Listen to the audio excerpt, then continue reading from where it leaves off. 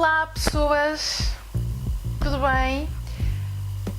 Quem não gostaria de aprender a lidar com a ansiedade e o stress de forma mais positiva na sua vida?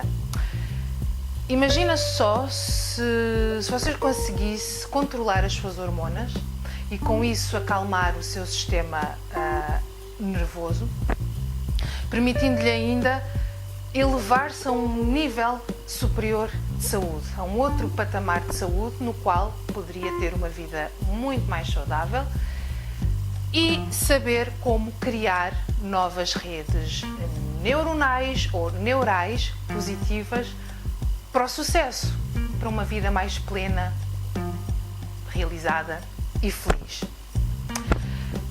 Eu sou a psicóloga Sara e nos próximos minutos convido a ficar comigo neste vídeo para lhe demonstrar as últimas descobertas neurocientíficas acerca de como podemos lidar com a ansiedade e com o stress, onde vou explicar-lhe detalhadamente qual é a diferença entre um e outro processo e, mais do que isso, vou propor-lhe vias de tratamento natural, sem contraindicações, para poder vencer os sintomas da ansiedade, do stress e inclusivamente do pânico na sua vida. Afinal de contas, quem é que não quer desfrutar de uma boa saúde, não é verdade?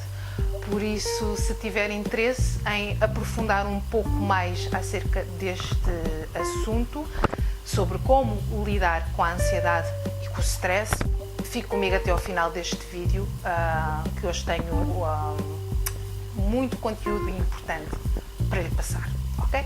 Até já!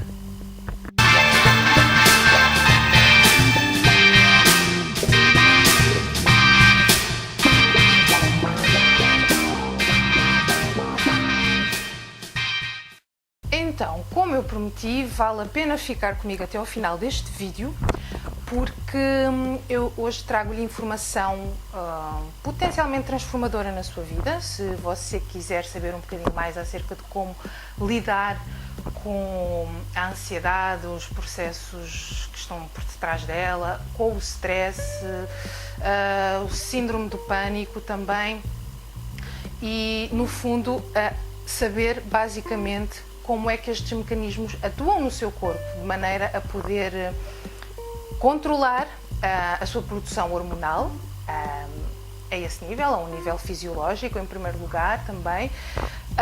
Também saber como otimizar o seu sistema imunitário, porque o stress, a ansiedade interfere negativamente sobre o nível de saúde física, no sentido de não criar condições favoráveis à manutenção da boa saúde, sobretudo o stress e a ansiedade quando sofridos por longo tempo, e inclusivamente saber criar novas ligações neuronais que impeçam, que travem estes processos de acontecerem, porque hoje sabemos que é absolutamente indissociável a relação entre as doenças em geral e o stress. O stress tido como um todo, no seu geral, na vida, porque uma pessoa com um sistema imunitário mais fragilizado,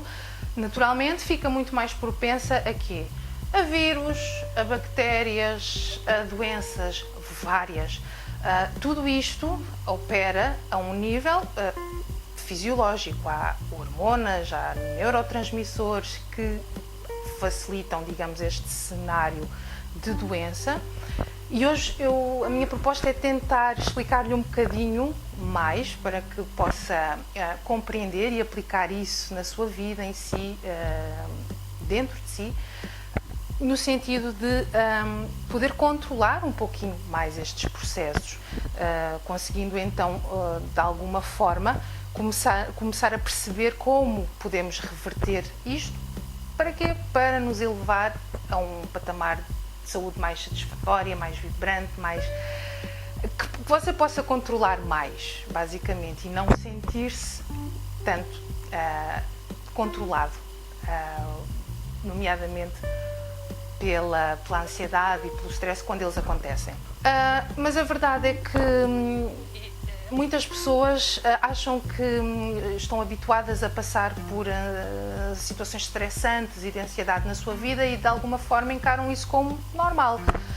Mas não é normal, sobretudo a um certo nível, quando passamos o tal nível do que seria o stress e a ansiedade normal, porque sim, começa por ser uma resposta normal, mas até certo ponto, a partir desse ponto excedente, deixa de o ser e o que acontece é que simplesmente provoca, como referi, condições para adoecermos, fazendo com que possamos perder saúde aos poucos, fragilizando o nosso sistema imunitário, não nos tornando assim tão resistentes a ameaças externas, concretamente, que possam afetar-nos nesse sentido e fazendo com que de forma constante este sistema seja desencadeado e dentro de nós, instalando-se as condições para desenvolvermos e permanecermos com o stress e com a ansiedade na nossa vida, levando em última instância ao síndrome do pânico, que nada mais é do que a ansiedade tida ao máximo, no seu expoente máximo. E, portanto, esta é uma informação muito importante, muito necessária, vale a pena referi-lo, porque muitas pessoas tendem a desvalorizar estes aspectos e com consequências, sobretudo, para si, para a sua vida, para a sua saúde, para o seu bem-estar em geral. Bom, mas vamos começar então por falar primeiramente acerca do stress. O que é o stress, afinal de contas? O stress é uma resposta normal do nosso organismo, do nosso corpo, a uma situação anormal ou a uma situação que o nosso corpo, como um todo, a mente, o corpo, avalie como anormal, ou seja, potencialmente ameaçadora da nossa integridade física e emocional, concretamente. O stress, por exemplo, na nossa vida atual pode acontecer de várias maneiras. Por exemplo, um cenário moderno, o homem moderno depara-se com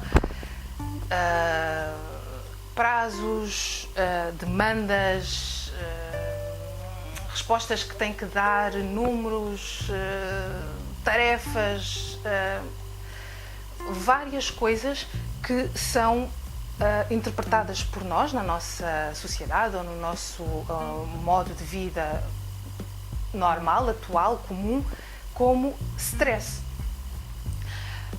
E, portanto, isso tende a desencadear no nosso organismo, interpretado dessa maneira, respostas de luta e fuga. Falarei um bocadinho melhor acerca do que é que são estas respostas de luta e fuga, mas é uma resposta normal do nosso corpo ao stress. Existe ainda uma outra resposta normal do nosso corpo ao stress. Aqui já um stress um pouco mais acentuado, que é o síndrome de transtorno pós-traumático. Provavelmente já ouviu falar. O transtorno pós-traumático, ou a perturbação de stress pós-traumático, ocorre quando nós sofremos um trauma e desenvolve-se a partir daí. Uma resposta, ou as respostas típicas, mais convencionais do transtorno de stress pós-traumático incluem, por exemplo, ter flashbacks, ter sudorese ou suor na palma das mãos, palpitações no coração, tremores, o medo de passar novamente pelo trauma. Tudo isto acontece normalmente algum tempo após o trauma em si ter acontecido, alguns meses ou até anos depois de o trauma em si ter acontecido. Porquê?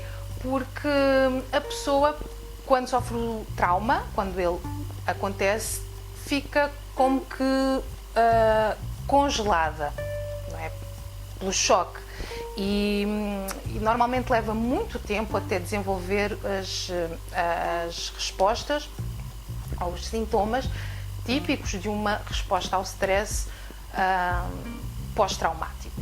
Então, mas e qual é a diferença entre isto, o stress e o stress pós-traumático? Ou qual é que é a ligação disto com a ansiedade? Bem, a primeira coisa que temos que ter em mente é isto. A ansiedade não é uma coisa. A ansiedade é um processo. Como assim? Bem, quando você se percebe com ansiedade, antes de você se perceber com ansiedade, já muitas coisas começaram a acontecer no seu organismo, no seu corpo e na sua mente, sobretudo a um nível inconsciente. Eu vou mais ou menos contar aqui ou descrever como é que este processo toma lugar, mas quando nós nos sentimos com ansiedade ou quando começamos a perceber que efetivamente estamos com ansiedade, já começaram a acontecer reações, respostas fisiológicas no nosso corpo que se dão em milésimos de segundo. Portanto, nós só depois de fisiologicamente termos começado a ativar em nós a ansiedade do nosso corpo é que, a um nível secundário, dizemos assim, a um nível psicológico, é que damos conta que estamos a sentir ou com ansiedade naquele momento. Como eu estava a dizer há bocadinho, eu vou tentar explicar-lhe um bocadinho como é que este processo ocorre. Ele varia muito de pessoa para pessoa, obviamente, na sua forma, na sua intensidade, nos fenómenos que podem decorrer a partir daqui, mas há uma estrutura mais ou menos comum que eu vou partilhar consigo para percebermos aqui a engrenagem, o mecanismo por detrás dos processos de ansiedade, que são aqueles que nos levam a interpretar e a sentir as coisas como stress e a desencadear em nós reações proporcionais a isso. Então, nós normalmente passamos por uma situação, há uma situação que acontece que leva a um tipo de pensamento, que leva a um tipo de emoção que faz sentir uma sensação física que nos conduz a um determinado comportamento. Este é, de forma geral, o processo que recebe o nome de ansiedade. No processo de ansiedade caracterizam-se também três aspectos, e eles são o aspecto psicológico, o aspecto emocional e o aspecto fisiológico. Geralmente as pessoas procuram ajuda quando sentem, começam a perceber os sintomas ao nível físico, ligados aos aspectos fisiológicos do processo de ansiedade.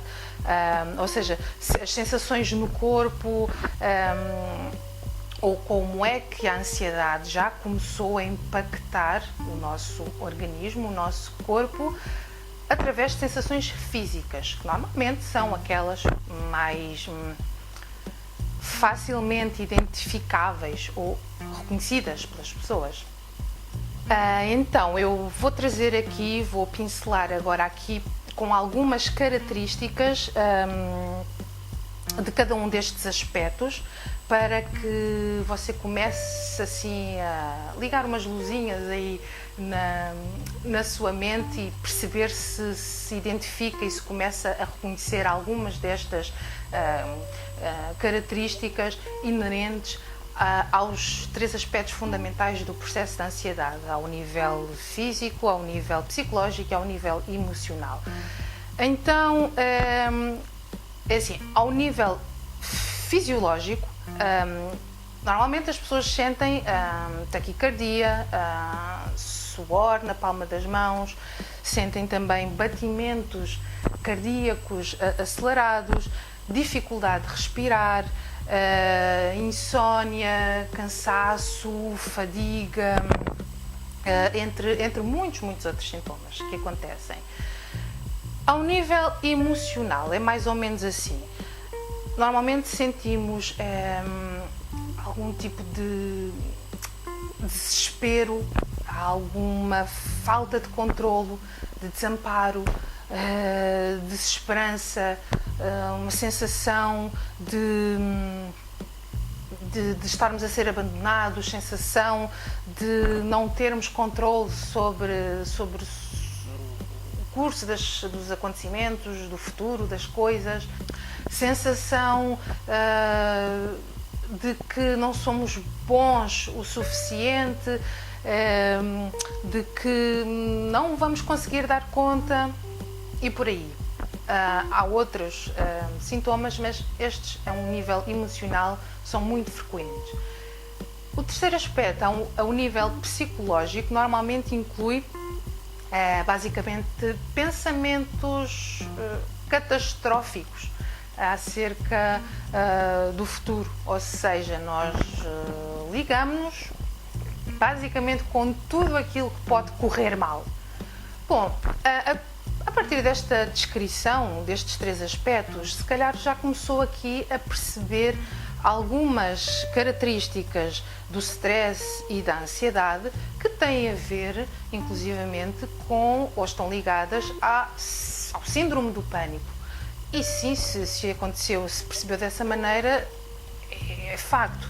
Também sentimos muitas destas coisas. Porquê? Porque basicamente os neurotransmissores que atuam e a segregação de hormonas que acontece no nosso organismo, basicamente é a mesma. Então, os mecanismos que são ativados são os mesmos, são muito comuns, sendo que em intensidades diferentes, basicamente, ou em graus de afetação que vão variando e, sobretudo, ao longo do tempo. Aquilo que seria inicialmente um estado, um stress, poderá evoluir, vamos dizer assim, para situações de ansiedade, um bocadinho mais intensas, mais exacerbadas, ou sentidas dessa maneira, e por último, então, no topo daquilo que poderia ser uma manifestação grave de ansiedade, temos um ataque de pânico. Mas os processos, como estou a tentar elucidar aqui, são, na sua gênese, na sua origem, exatamente os mesmos. O stress costuma vir de uma forma assim mais intensa. Nós sentimos assim um pico, não é? De adrenalina, sentimos no corpo, e é através destas reações fisiológicas e psicológicas e emocionais que descrevi, de forma assim mais forte, mais intensa. Ele normalmente vem em picos mais altos, sendo que a ansiedade vem em picos menores, ok? Só que a ansiedade é um processo constante dentro de si, salvo nos tais ataques de pânico, em que aí também é um pico de intensidade maior. A síndrome do pânico significa basicamente esta ansiedade levada ao seu expoente máximo e possui todos estes mecanismos que nós acabamos de ver. Só que isto significa uma coisa, e é importante termos atenção. É o seguinte: não há nenhuma pessoa que sofra de um síndrome de pânico que não fosse uma pessoa ansiosa, porque os mecanismos apresentados são os mesmos. Ao nível dos processos fisiológicos, há uma coisa muito importante que hoje temos que aprender, que é a importância, o papel que a amígdala desempenha no processo fisiológico que desencadeia o stress e a ansiedade. A amígdala do hipocampo, atenção, não é a amígdala da garganta. A Muitas pessoas dizem, eu já tirei as amígdalas, então não é a amígdala da garganta, é a amígdala do hipocampo, que está situada aqui nesta área, na parte de trás da nossa cabeça, tanto no hemisfério direito como no esquerdo do nosso cérebro. A amígdala tem assim mais ou menos o tamanho de uma amêndoazinha, mas desempenha um papel fundamental na regulação hormonal, sobretudo no desencadear das respostas ao stress, de luta e fuga, como há pouco referi, mas que aprofundarei um bocadinho mais daqui à frente, mais daqui a pouco. A amígdala, ela é basicamente a responsável por preservar a nossa integridade física e emocional, e isto já desde que nos conhecemos como gente, desde sempre. Está localizada no sistema límbico do nosso cérebro e basicamente é assim como uma espécie de radarzinho que nós temos assim, que onde quer que estejamos liga-se e diz, isto é seguro, estou bem aqui, está tudo bem, esta pessoa é seguro falar, esta situação, esta coisa, o que é que vem, o que é que não vem. Basicamente é assim que ela opera a cada situação da nossa vida, em cada contexto. Demora segundos, instantes, frações de tempo muito reduzidas para digamos, ela ter a avaliação completa da sua sensação de segurança, de se estou bem, não estou. Basicamente, esse radarzinho que a amígdala na nossa vida representa isso e age dessa forma. Quando a amígdala percebe algum tipo de perigo, e atenção, isto não tem nada a ver com a interpretação racional que podemos dar. Basicamente, ela, quando percebe algum tipo de perigo, vai aqui ao nosso arquivo de experiências prévias, de memórias, de aprendizagens e compara com todo esse manancial, toda essa informação para chegar às suas conclusões acerca de se é seguro eu estar aqui, se é bom para mim, se não é. Isto, como referi e volto a dizer e a sublinhar, não tem nada a ver com a interpretação racional que ocorre a um nível mais elaborado do nosso cérebro, sobretudo ao nível do neocórtex cerebral, que é uma estrutura que nós temos no nosso cérebro mais sofisticada, que ao longo dos tempos se desenvolveu, mas é a estrutura do nosso cérebro mais recente, mais nova, por isso é que se chama neocórtex, é uma camada de informação que nós dispomos no nosso cérebro, mas posterior a outras camadas prévias, seja o sistema límbico, no qual opera a amígdala. Portanto, um e outro processo não são os mesmos, nem estão ligados, nem à partida. Não é? Depois vamos perceber de que forma é que no controlo ou na regulação da resposta ao stress é fundamental começarmos a ligar um e outro aspecto do nosso cérebro, portanto a parte mais instintiva, mais primitiva, mais ligada às emoções básicas, àquilo que sentimos no determinado momento, e a parte racional, que nos pode, aí sim, que nos pode dizer, mas isto não está tudo bem, não é preciso entrar em pânico, não é preciso panicar, ok? Por aí, não é? Mas, portanto, a parte que faz essa avaliação racional, que não está diretamente ligada à amígdala. A amígdala age a um nível mais imediato, mais instintivo,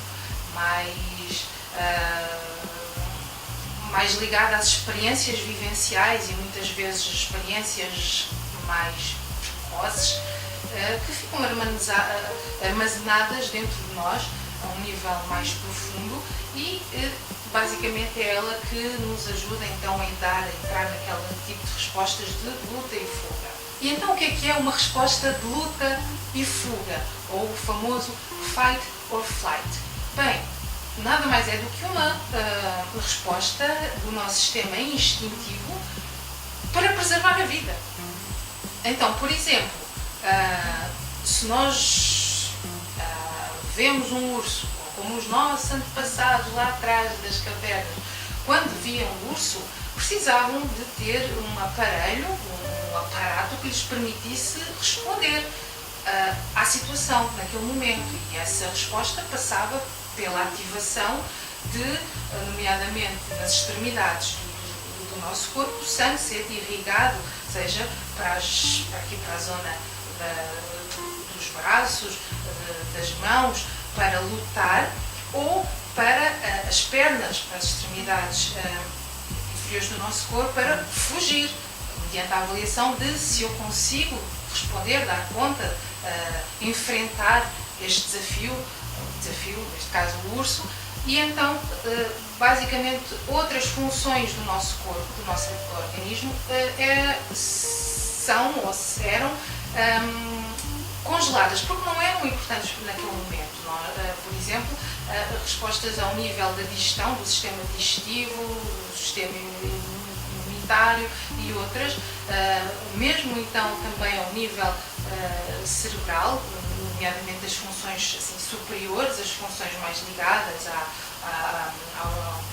ao juízo racional das coisas, que naquele momento o fluxo de sangue não era tanto para aí, não era encaminhado para aí, ficando nestas áreas que referi, e dava então para fazer permitir essa resposta em face àquele desafio. Isso explica então porque é que nós, normalmente, numa situação de stress, ansiedade, acabamos às vezes por fazer coisas que depois, mais tarde, acabamos por nos arrepender, ou pelo que fizemos, ou pelo que dissemos, e dizemos, nem estava em mim, porque sim, naquele momento, como se tivéssemos bloqueado capacidades ou faculdades mentais superiores, porque o efluxo de sangue, de ativação fisiológica, corporal, está noutras partes do corpo,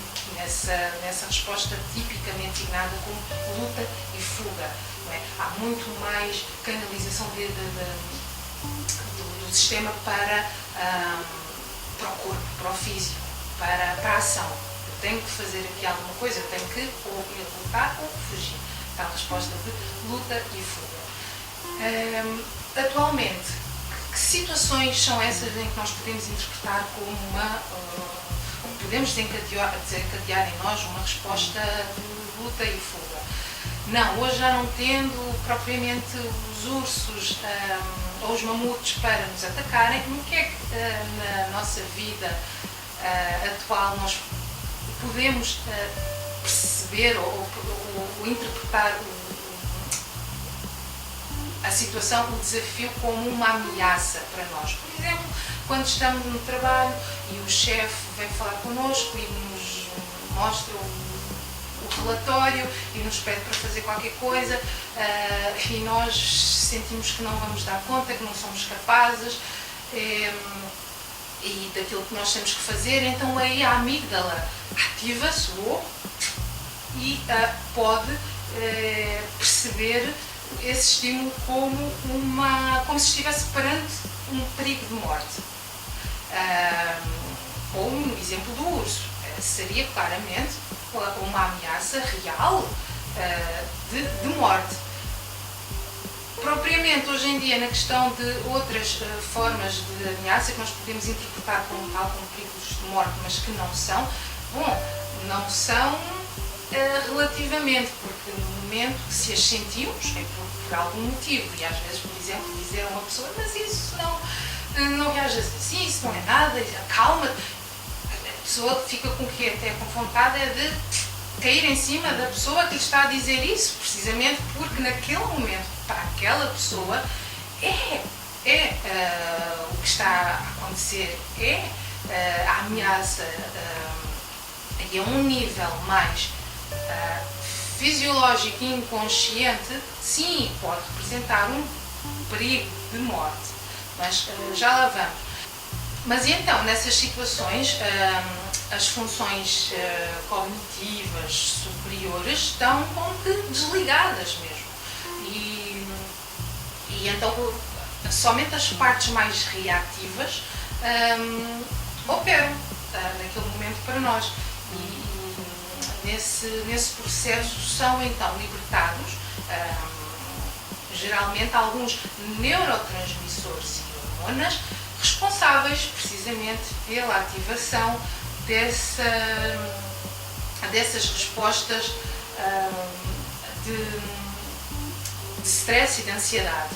São eles o cortisol, a adrenalina e a noradrenalina. Estes são os principais neurotransmissores ligados ao processo fisiológico do desencadeamento de uma resposta de stress e de ansiedade na nossa vida. Ou seja, são respostas de luta e fuga que essencialmente asseguram ao meu organismo, ao meu sistema que se ativa, toda uma estratégia para sobreviver. E agora, mas voltando ao exemplo do chefe, eu podia pensar, mas bolas, foi só um plano que ele me trouxe, foi só um relatório que ele me pediu para fazer. Eu sei disso a um nível racional, mas porque é que eu sinto que não vou dar conta? Porque é que me sinto impotente? Porque é que eu fiquei estressado? Porque é que isso desencadeou em mim uma resposta tal que me fez sentir mesmo sensações físicas, fisiológicas de stress? Bom, racionalmente eu sei que é só isso, mas internamente existe um outro significado. E aí podemos começar a perceber a importância do significado. E o significado varia muito conforme as pessoas, porque sabemos que o mesmo estímulo, a mesma situação, despoleta respostas diferentes para diferentes pessoas. Basicamente, porquê? Porque cada um vai responder de acordo com uma série de condições prévias existentes em si, seja aprendizagens introjetadas, aquelas aprendizagens que fomos tendo de forma mais regular e constante ao longo da vida, e normalmente isto dá-se de forma mais marcante dos 0 até aos 7 anos de idade, mas todas as aprendizagens, de uma forma geral, que vamos tendo ao longo da vida, são importantes nesse armazenamento de informação, a qual a nossa resposta de luta e fuga vai atender para avaliar se a situação realmente é ou não perigosa para nós. Pessoas, entretanto, desculpem, mas a câmera na qual eu estava a gravar há bocadinho simplesmente ficou sem bateria e então tive que colocar aqui num outro dispositivo para poder gravar e continuarmos aquilo que estávamos a falar sobre a ansiedade e sobre o stress, ok? Por isso vamos retomar o vídeo em breve. Bom, voltando aqui ao nosso vídeo, tentando retomar de onde tínhamos ficado, o que é que começa aqui a acontecer? Começam a acontecer algumas coisas importantes. Por você praticar sem saber e de forma continuada ao longo do tempo, ao longo da vida, os processos da ansiedade, o seu corpo, o seu organismo assume que determinado nível de stress e de ansiedade é normal. E então ele entende que deve continuar a fornecer-lhe os ingredientes necessários, nomeadamente o cortisol, a adrenalina, a noradrenalina no seu sistema, para que você possa dar resposta às situações. E então ele começa a produzir excessivamente essas hormonas no seu organismo. Começa a produzir então em maior quantidade do que aquilo que seria desejável. E é por isso que as pessoas que sofrem de muita ansiedade têm reações físicas muito significativas, tá? Mas e então, porquê é que o meu corpo simplesmente desencadeia essas reações todas fisiológicas que me levam a processos psicológicos, emocionais e de comportamento que eu dou em face a um evento potencialmente ameaçador ou que eu interpreto como perigoso para mim? Porque é que o meu corpo simplesmente segue por aí fora praticamente autonomamente, sem pedir autorização, e de facto isso não acontece nem um bocadinho, ganhando vida própria e acabando por me subjugar a mim muitas vezes, ou eu sentir-me subjugado e controlado, dominado por esses processos de ansiedade. Primeiro, porque estas reações, estas respostas que são desencadeadas, estão inscritas a um nível ainda muito rudimentar, vamos dizer assim, fisiológico, mas extremamente importantes e determinantes no nosso sistema, e a partir das quais então dão origem ou desencadeiam todos os outros processos que referi. Os processos psicológicos, os processos emocionais, os processos que depois nos levam a agir, ou, digamos, ao resultado de tudo isto, até comportamentos de ansiedade, ou mesmo a desencadear outro tipo de respostas um bocadinho mais acima disso, como pânico e ansiedade sentida, não é, ao extremo. Porquê é que isto acontece no meu corpo? Porquê é que ele não segue por ali fora e eu basicamente só tenho que reagir a isso? Bom, basicamente e essencialmente e de forma bastante importante, o meu corpo está a desencadear as hormonas, os neurotransmissores responsáveis por ativar no meu sistema tudo isso. Não está a haver ali algo que impeça, que bloqueie, que dê assim um corte nesse desencadear, nessa ativação, e que corte, que bloqueio poderia ser esse que impedisse o meu organismo de embarcar na resposta de stress e de ansiedade sem atender a outros aspectos que pudessem contraplacar isso. Basicamente, se houvesse um estímulo que nós conseguíssemos desencadear, digamos de cima para baixo, não tanto da parte ou da componente fisiológica que emerge, que atua e que se sobrepõe aos nossos processos psicológicos e emocionais, mas que houvesse uma ordem de comando mental que aplacasse essa resposta. E aí começamos uma vez mais a perceber a importância do significado. Para muitas pessoas, uma resposta de ansiedade, de stress, pânico, em última análise, pode ter a ver, ou muitas vezes tem a ver com motivos diferentes, muitas vezes motivações mais ou menos conscientes ou inconscientes ou profundas que nós podemos conhecer ou não, mas que atuam na mesma e agem sobre nós.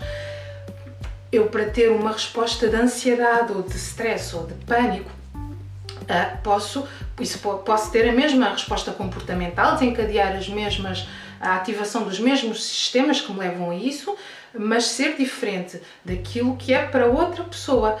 Com base no quê? No que é que aquilo, a um nível mais interno, representou para mim ou para ela, sendo que, por exemplo, eu posso desencadear esse tipo de resposta se eventualmente isso estiver associado, não sei, seria a explorar, a uma sensação de quê? De falta de controle sobre as coisas, a uma sensação, por outro lado, de quê? De ameaça física, de ameaça de perigo de morte, a uma ameaça que é também uma sensação, uma perda de abandono, de rejeição. Todas estas são coisas diferentes, não é? São motivações mais profundas, diversas, que podem estar na origem ou na base de uma resposta, a mesma resposta de stress e de ansiedade que todos podemos dar, mas diferente na sua origem, não é? Portanto, o significado, percebermos, o compreendermos o que é que está associado e representado esta resposta fisiológica que se ativa é fundamental. Daí começarmos a perceber a importância de atendermos aos aspectos ligados ao significado, que varia de pessoa para pessoa, não são iguais para todas as pessoas, para podermos ajudar a nossa amígdala a acalmar-se um bocadinho e a controlar a sua produção hormonal e assim acalmar o nosso sistema nervoso e as respostas que são ativadas a esse nível, seja sobretudo ao nível do sistema nervoso autónomo e simpático. E isto é importante porquê? Porque ajudar essa parte mais primitiva do nosso cérebro a regular-se previne o despolutar não só das situações de stress e de ansiedade que nós sentimos e podemos experienciar na vida, como, por outro lado, faz com que possamos começar a controlar mais os níveis de saúde que podemos ter para nós, prevenindo-os de produzir, de fazer uma produção excessiva, nomeadamente destas hormonas e destes neurotransmissores responsáveis pelo stress e o stress agudo, que, como sabemos, estão absolutamente associados ao desenvolvimento de inúmeras doenças ao longo da vida, inclusivamente os vários tipos de cancro. E nesse sentido, a produção excessiva destas hormonas é extremamente danosa para a nossa saúde, faz-nos muito, muito mal. Bem, eu agora vou relatar-lhe uma famosa experiência científica relacionada com células estas que foram colocadas em ambientes diversos e foi observado o que é que acontecia a partir disso. Estas células, basicamente, existia um grupo no qual estas células estavam inseridas que foi denominado como o grupo de ambiente tóxico. E num outro grupo existiam também outras células, mas qual foi designado como o grupo do ambiente nutritivo. E o que é que foi observado nestes dois grupos nos quais as células foram colocadas? células de um organismo vivo, ok? Para além de, no grupo onde o ambiente denominado de tóxico, as células começaram, para além delas começarem a retrair-se, a afastar-se desse ambiente, o que acontecia quando elas já não tinham mais por onde correr, por onde ir, começavam a definhar e a morrer. Por outro lado, as células colocadas no ambiente denominado como nutritivo cresciam normalmente, desenvolviam-se saudavelmente. E, por outro lado, as células que estavam inicialmente num ambiente tóxico e que eram colocadas no ambiente nutritivo, o que acontecia é que elas recuperavam e começavam também a crescer e a desenvolver-se saudavelmente. E então, o que é basicamente o denominado ambiente tóxico? O ambiente tóxico é essencialmente aquele que o nosso organismo enfrenta quando está sob a produção de hormonas associadas ao stress, como as que hoje já temos aqui falado bastante, seja o cortisol, seja a adrenalina, seja a noradrenalina. Hormonas estas ligadas às respostas de luta e fuga. E o que é o ambiente nutritivo? O ambiente nutritivo é basicamente as hormonas que produzimos quando estamos num denominado chamado estado de felicidade. Amor, gratidão, apreciação, paz, tranquilidade. E que hormonas são essas? Basicamente a serotonina, a oxitocina e a endorfina. Bem, esta experiência é bastante elucidativa, não é? Acerca do potencial de saúde ou de doença que os estados internos que nós podemos desencadear ou inibir ou travar têm na nossa vida, literalmente na manutenção da própria vida. Muitas vezes as pessoas frequentemente perguntam-me, então em relação aos remédios, não é? Aos medicamentos, como é que eles podem ajudar? Bom, a um nível bioquímico e sobretudo em face de quadros de ansiedade severos, eles regulam, eles acabam por organizar um bocadinho essa ligação, essa bioquímica, mas o que acontece é que ao fim de um determinado período, e normalmente são cerca de 2 anos, o corpo já se habitua àquela medicação e para poder assegurar, de acordo com isso, acaba por necessitar sempre de um reforço adicional na dose, na medicação, o que pode, daí, o que ocorre muitas vezes, ocasionar as dependências em relação à farmacologia. E, como o próprio nome indica, um remédio remedeia. Um remédio não me muda o significado, e nós hoje percebemos aqui a importância que é o significado emocional, psicológico, a um nível mais interno e profundo de nós mesmos na manutenção e no desencadear de uma resposta aguda, nomeadamente de stress. O que é que eu gostaria hoje também de o elucidar aqui acerca de como é que nós podemos travar estes processos, saber lidar muito melhor com a nossa ansiedade, com o nosso stress, inclusivamente desencadear respostas neuronais mais positivas e otimizar os nossos níveis de saúde através do reforço da imunidade e, por conseguinte, como consequência disso, de podermos ter uma vida mais saudável, mais equilibrada, mais feliz. Há um método que eu conheço e com o qual tenho vindo a trabalhar ao longo de muitos anos, que passa efetivamente por abordar a ansiedade e o stress nestes principais 3 dimensões que hoje estivemos a falar aqui: a fisiológica, a psicológica, a neuropsicológica e emocional, que tenho vindo a desenvolver, nomeadamente em psicoterapia, no trabalho que eu realizo.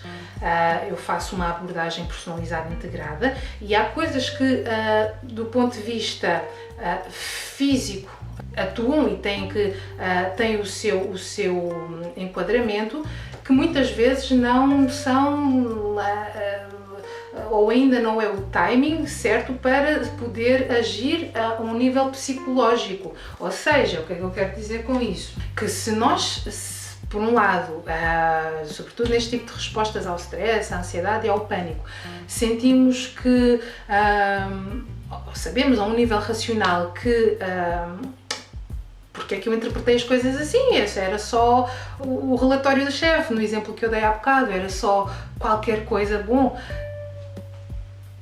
quem tem que saber isso é a sua amígdala.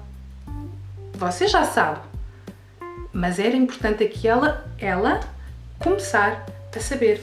E então, é aí que muitas vezes, antes sequer de uma abordagem mais cognitiva, mais que age mais sobre as estruturas cerebrais mais sofisticadas, mais elaboradas, o neocórtex, etc., responsável por toda essa avaliação mais racional que fazemos das coisas.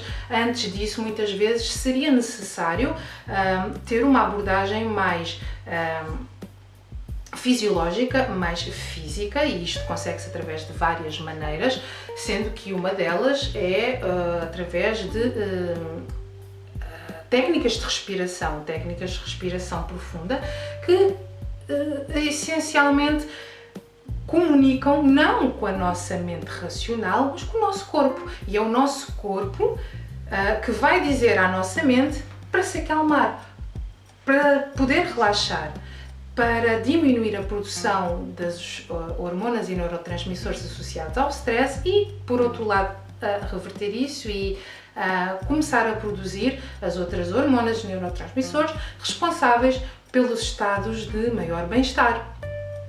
Então, não só nas técnicas de respiração, como em áreas específicas do mindfulness que podem ser utilizadas em terapia, sobretudo para quem oferece uma abordagem integrada, que inclui vários domínios e técnicas, como no meu caso, em que inclui muitas vezes mais aspectos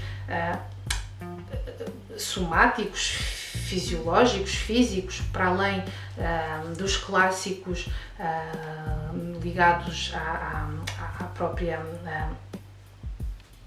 cognição e comportamento. É importante num primeiro momento para esse travar dos acontecimentos, não é? Calamitosos dentro de nós. Agora, se por um lado estas técnicas e quando são aplicadas, quando começam a atuar, nos colocam assim numa predisposição um bocadinho mais serena, mais controlada, eu começo a dar instruções diretas à minha mente porque pode relaxar. Quando isso acalma, não é? E começamos a aplicar, a saber como treinar isso, a prevenir inclusivamente o eclodir de uma situação potencialmente alarmante para nós, é importante aqui, sem dúvida alguma, depois podermos atuar a um nível do significado, não é? E o significado, e hoje falamos da importância do significado, e talvez você tenha começado a compreender essa mesma importância, já é já tem a ver com uma camada, uma estrutura mais profunda, que em terapia também, em psicoterapia, se pode trabalhar, abordar, seja num aspecto mais, lá está, cognitivo ou comportamental, ligado à minha resposta psicológica ao stress, como também através de linhas de orientação psicanalíticas um pouco mais profundas que me levam exatamente a perceber o que é que eu tenho associado essa mesma resposta ao stress, o que é que para mim significa um nível mais primordial de mim, não é? Tanto numa como noutra abordagem, sendo que a última que referi é uma abordagem de uma duração mais longa, todas estas informações são conjugadas no sentido de podermos depois resolver esta situação. Estas formas de abordagem que lhe referi, que normalmente já começam a ser bastante utilizadas, são as chamadas terapias de terceira geração. Elas são não só cientificamente comprovadas e reconhecidas, como as evidências estão absolutamente baseadas em evidências, nomeadamente ao nível da redução do cortisol no nosso organismo. E é o cortisol que faz com que os nossos sinais de alarme todos comecem a disparar, desencadeando, enfim, todo o circuito, todo o sistema da ansiedade que lhe descrevi. Porque nós podemos realmente estar a passar por uma situação que é inócua e que sabemos que a partir dela não representa perigo de morte para nós, mas volto a dizer e volto a chamar a sua atenção para isso. É a sua amígdala que tem que saber isso, ok? Portanto, tudo aquilo que nós pudermos fazer e contribuir nesse sentido, sendo que existe então esta clara ligação física, somática e psicológica, neuropsicológica, através destes mútuos circuitos de integração a que estão sujeitos, digamos, as linhas principais de um tratamento eficaz da ansiedade e do stress. Ainda sob o ponto de vista fisiológico, e ele realmente já percebemos que tem um papel preponderante em toda a ativação e manutenção desta corrente do stress e da ansiedade, e em último grau do pânico. Estas técnicas com forte base física, fisiológica, são importantes para além do mais, para além da redução da produção dos neurotransmissores e das hormonas associadas ao stress que nós referimos, são importantes para quê? Para, por outro lado, auxiliar-nos na produção de tudo aquilo que, por acaso, é o que nos interessa, sejam as hormonas do bem-estar, as hormonas da felicidade, as hormonas da tranquilidade, e são elas, como referimos há bocadinho, a oxitocina, a serotonina, as endorfinas. À medida em que vamos estimulando a produção, a segregação de umas, estamos a aplacar as outras, sendo que é impossível estarmos ao mesmo tempo a produzir as duas, ou seja, muitas vezes o nosso corpo ou desenvolve mais umas ou outras, e se ativarmos a produção das hormonas que nos interessam, não é?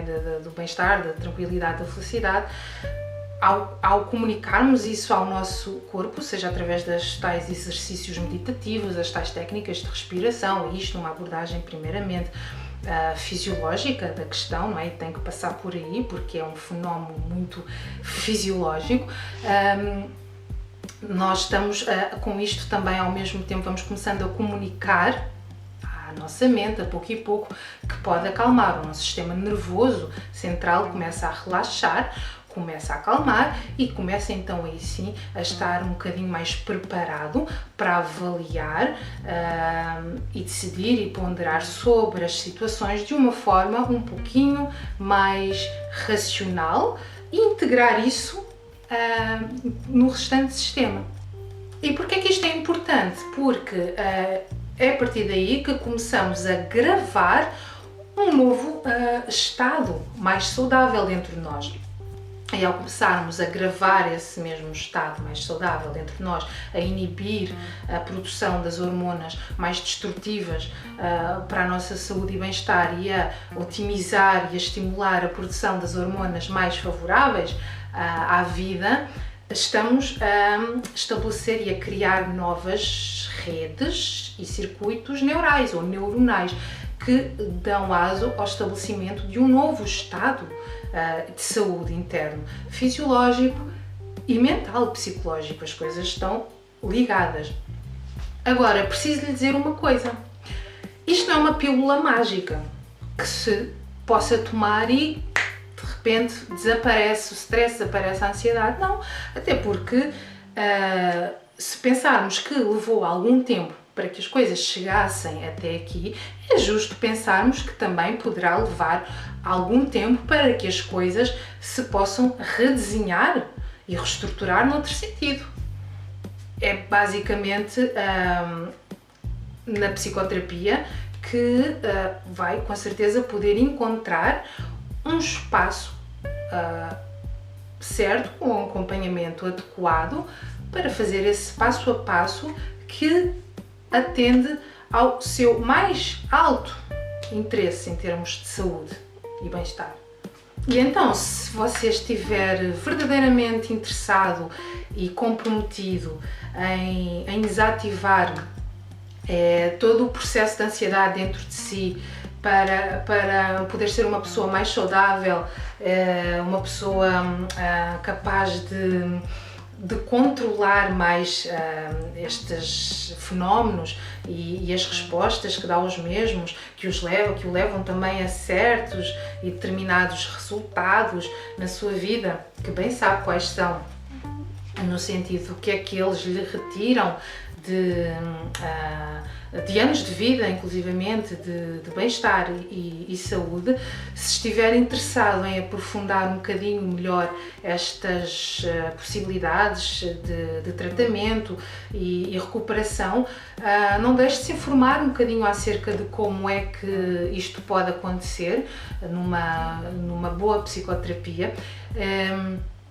Eu desde já sugiro que me possa contactar para poder saber mais informações sobre isso, e então informe-se um pouquinho mais, a minha sugestão de hoje, sobre isso, para que possa perceber como é que eu poderei travar este circuito da ansiedade e do stress, e percebemos hoje neste vídeo que é um sistema que se retroalimenta, um ciclo extremamente nocivo em termos de saúde física, de saúde emocional, que pode inclusivamente levar ao desenvolvimento da síndrome de pânico.